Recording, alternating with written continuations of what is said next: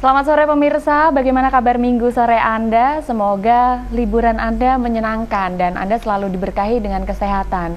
Nah, pada sore hari ini kontak dokter kembali hadir ke hadapan Anda selama 1 jam ke depan.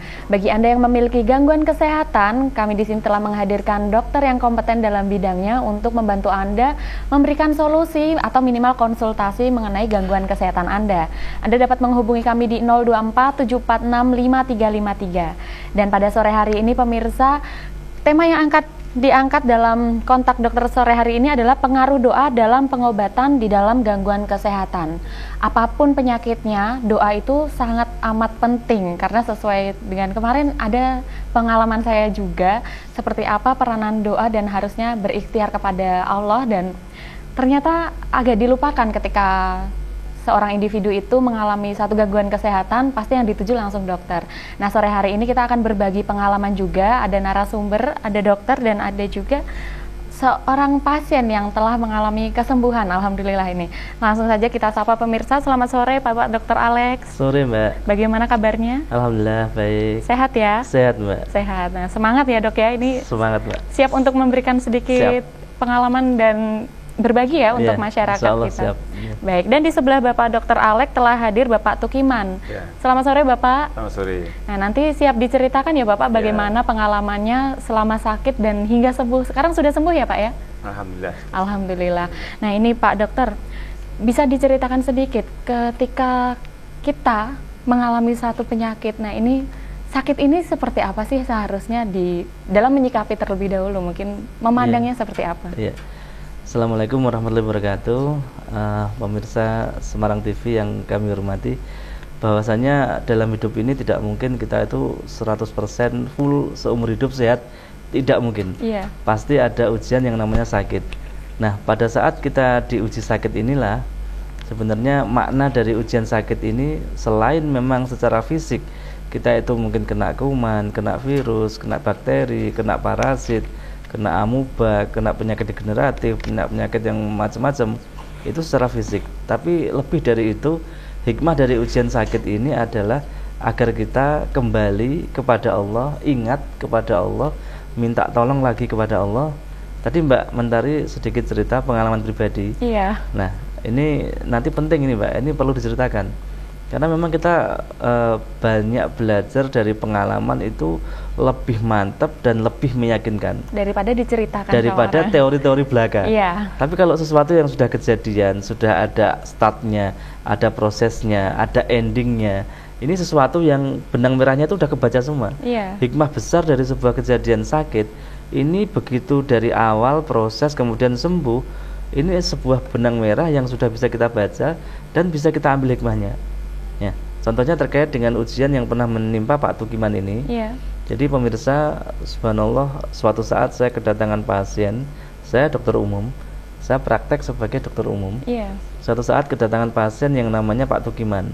Pak Tukiman ini pada waktu itu menderita sakit stroke.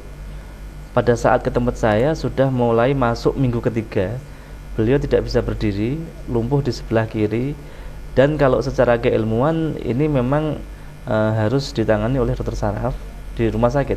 Iya. Dan ternyata beliau juga sudah dicek di rumah sakit, sudah dirawat selama kurang lebih 2 minggu, dan juga sudah kemudian selama 2 minggu itu karena memang belum ada perubahan dan beliau ini termasuk untuk apa? Iya. Tidak mampu untuk membiayai rumah sakit karena obat-obat saraf itu kan mahal. Iya, betul. Sehingga beliau pulang ke tempat saya begitu menghadapi pasien yang stroke dikondisikan oleh Allah untuk ketemu saya tidak hanya melihat dengan mata lahiriah saya, Pak.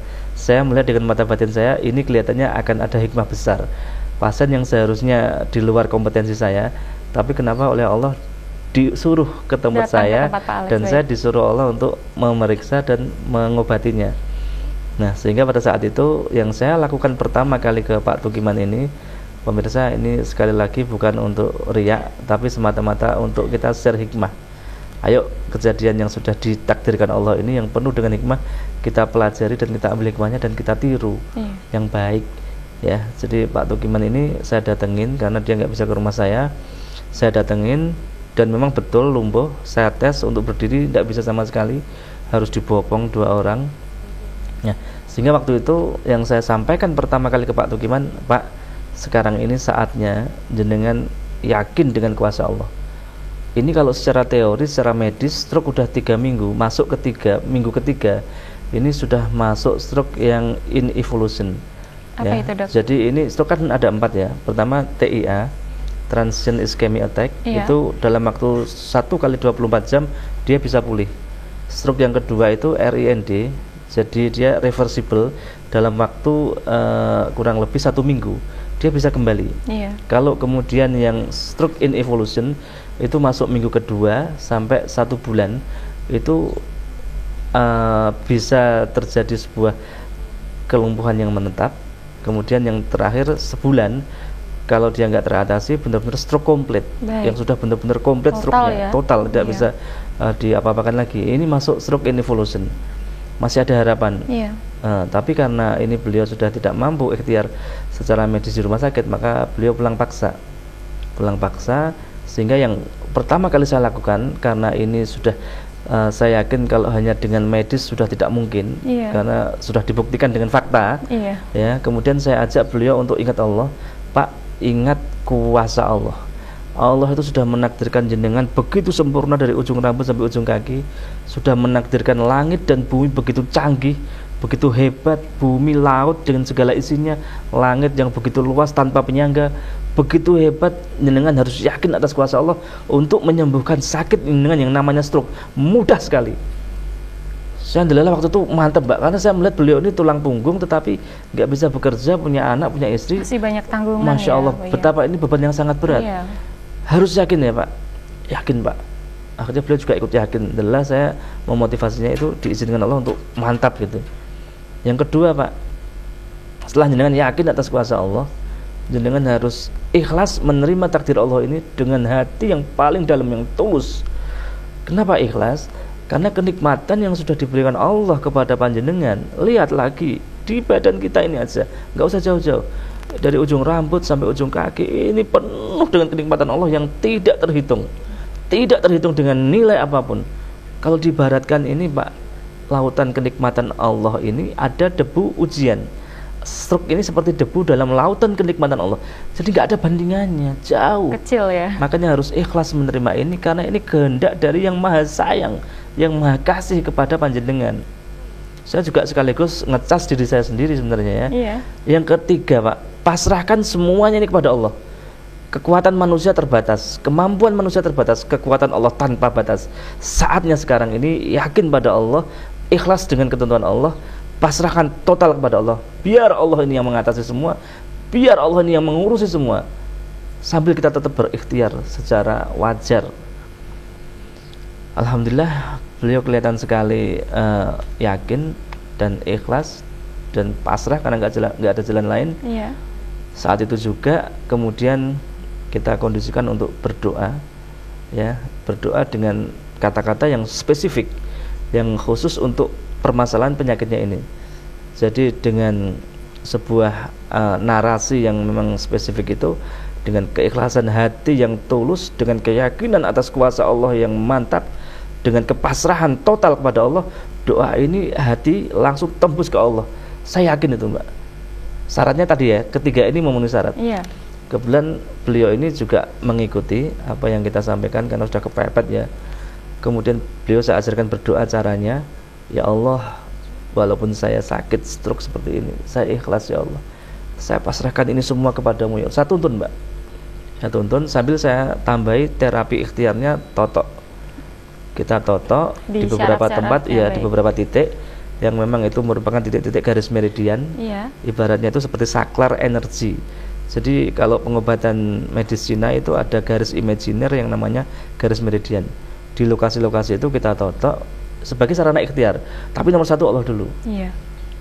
Subhanallah, Mbak, saya kaget banget. Pada saat pertama kita datang itu nggak bisa berdiri sama sekali. Setelah kuasa Allah kita libatkan penuh, keyakinan itu begitu mantap, totok kita lakukan, itu bisa langsung berdiri, Mbak. Masya Allah, sampai kaget itu. Saya bilang sama Pak Tukiman, Pak, ini pertolongan Allah sudah jelas, ayo kejar terus, Pak, kejar, ini sudah jalan yang sudah dipilihkan Allah, sudah benar. ayo kita lebih mantap, lebih serius, lebih kenceng untuk mengejar pertolongan Allah sambil tetap ikhtiar medis. Tensi kita turunkan, obat-obat sesuai standar medis kita berikan. Singkat kata Mbak, 1 minggu itu sudah bisa berjalan dan berdiri dan berjalan pelan. Yeah. Masya Allah, ini kuasa Allah banget Pak. Secara medis tidak mungkin itu seperti itu. Nah inilah kalau kita sudah mentok dengan medis, awalnya sebenarnya sebelum kita ikhtiar, Allah dulu kita libatkan. Kadang kita sombong, bukan sombong, kadang kita lupa karena panik. Langsung begitu sakit datang ke dokter, Allahnya belas nggak ingat. Nah dalam kesempatan ini pemirsa, saya mengingatkan diri saya sendiri, pada saat kita sakit ingat Allah dulu, sholat minta pertolongan Allah, baru kemudian ikhtiar kepada dokter, dan dokter inilah nanti yang akan diizinkan Allah untuk menjadi sarana penyembuhan kita. Coba Mbak Mentari cerita yang tadi pengalamannya tadi belum tuntas diceritakan itu. Baik, nah ini ada pengalaman memang ketika panik mendapatkan satu ujian penyakit ya dok ya. Saya mendapatkan resep obat, saya pikir ya sudah ini pasti akan sembuh seperti itu. Tapi ternyata diuji lagi, obat itu bukannya sembuh malah memberikan satu efek lain lagi. Yang akhirnya saya harus berobat kepada dokter Alek. Saat itu yang terbayang di wajah saya, ini mungkin cari pertolongannya ke dokter. Tapi masih belum ingat Allah ya? Belum. Nah. Sampai akhirnya ketika malah sudah sembuh, diberi cepat kesembuhan dok, baru oh ternyata sakit itu memang harusnya seperti ini. Nah itu banyak sekali yang dilupakan ya dok ya, panik. Nah nanti dokter bisa dijelaskan kembali sumber-sumber penyakit ini, kan biasanya disebutkan bahwa ada sakit dari pikiran, tidak hanya fisik ya dok ya. Nah nanti sumber-sumbernya dan doa-doa apa saja sih yang bisa untuk menyembuhkan berbagai macam penyakit ya dok ya. Dan Pak Tukiman nanti juga bisa sharing juga. Nah pemirsa, jangan kemana-mana, kontak dokter masih akan kembali setelah jeda iklan berikut ini.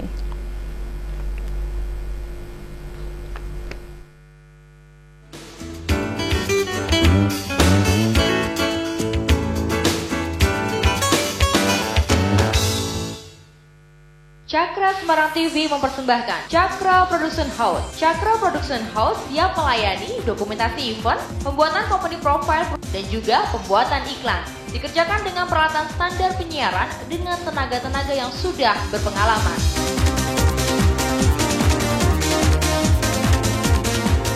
Untuk informasi lebih lanjut, hubungi Dedi di 024 746 5454. Cakra Production House siap melayani Anda. Keng enjing pamirsa, giaran Ijugeng Enjang dinten Rep. Pawarta-pawarta saking Laladan Kutha Semarang sakupengipun serta Laladan Jawa Tengah sampun. Dipun ngajengaken kegiatan patroli lan nindakaken pengamanan saged deteksi kanthi dini sarta ndamel sempit ruang gerak pelaku teroris. Pawarta ingkang sumebar babagan mutasi lan promosi pegawai negeri sipil PNS. Menawi para mutani boten enggal mendhet jangkah konkret kangge ngileni sabenipun tanem. Lapangan Simpang 5 disiapno kanggo masyarakat. Nawi lapangan Simpang 5 fungsinipun sanes kangge kegiatan komersil, kadosta penyewaan sepatu roda.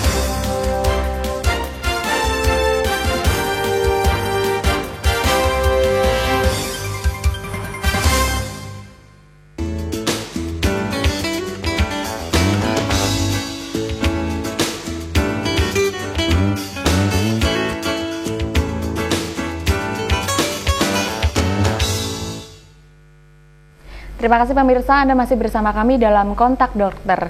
Dan sore hari ini tema yang kita angkat adalah pengaruh doa pada pengobatan. Apapun gangguan kesehatan yang Anda alami, doa itu sangat penting peranannya. Nah saat ini telah hadir di studio kami Dr. Alexander Alif Numan, MKes, dan juga mantan pasiennya atau masih pasiennya nih dok? Sudah sembuh ya dok ya? Nah ini insya Allah sudah sembuh, Bapak Tukiman. Nah saya akan berbincang dengan Bapak Tukiman. Pak Tukiman tadi sudah diceritakan sedikit oleh Pak Dokter seperti apa kronologinya. Nah kalau dari Pak Tukiman sendiri, apa yang dirasakan Pak? Seperti apa kronologi ceritanya? Assalamualaikum warahmatullahi wabarakatuh. Waalaikumsalam. Ya pertama, Pak itu pusing, kepala